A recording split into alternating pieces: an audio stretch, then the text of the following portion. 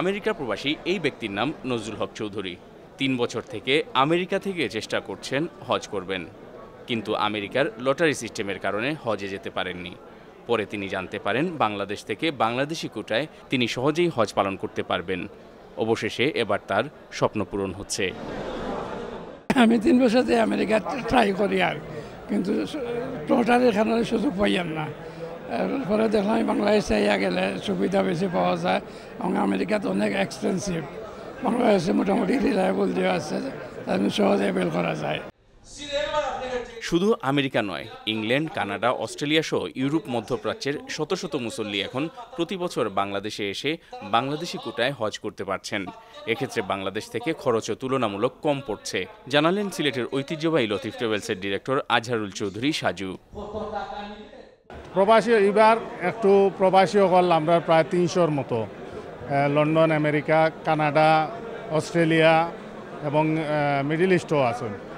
ইনশাল্লাহ প্রবাসী হল প্রত্যেক বছরও যায়, এই বছরও যাইবা তানরে আমরা কোনো প্রবাসী আছেন ২০ দিন ২১ দিনের প্যাকেজ, ২০-২১ দিনের প্যাকেজও আমরা করিয়া দিলাম। রিপাবলিক অফ আয়ারল্যান্ড থেকে আইসি। সো লাস্ট ইয়ার আমি আইয়া বাংলাদেশেও তো সুবিধা বেশি, আর তুলনামূলকভাবে এখন যদি আমরা পাউন্ড হই না আর ইউরো হই কনভার্ট করি, তাইলে আমাদের অনেক সেভ হয় কিন্তু বাংলাদেশ থেকে।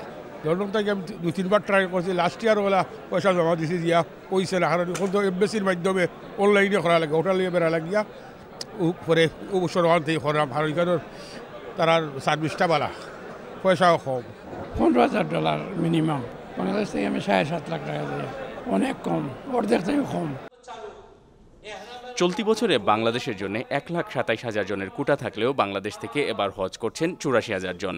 প্রবাসী বাংলাদেশিরা যেখানে কোটা সিস্টেম সহ বিভিন্ন কারণে ইচ্ছে থাকা সত্ত্বেও হজ করতে পারছেন না, সেখানে বাংলাদেশে প্রতি বছর এখন হাজার হাজার কোটা খালি থাকছে। এই কোটায় প্রবাসীরা নিশ্চিতভাবেই বাংলাদেশ থেকে হজ পালন করতে পারেন। এই তথ্য জানালেন হজ এজেন্সিজ অ্যাসোসিয়েশন অব বাংলাদেশের কেন্দ্রীয় সহসভাপতি ও সিলেট জোনের প্রেসিডেন্ট জহিরুল কবির চৌধুরী শিরু।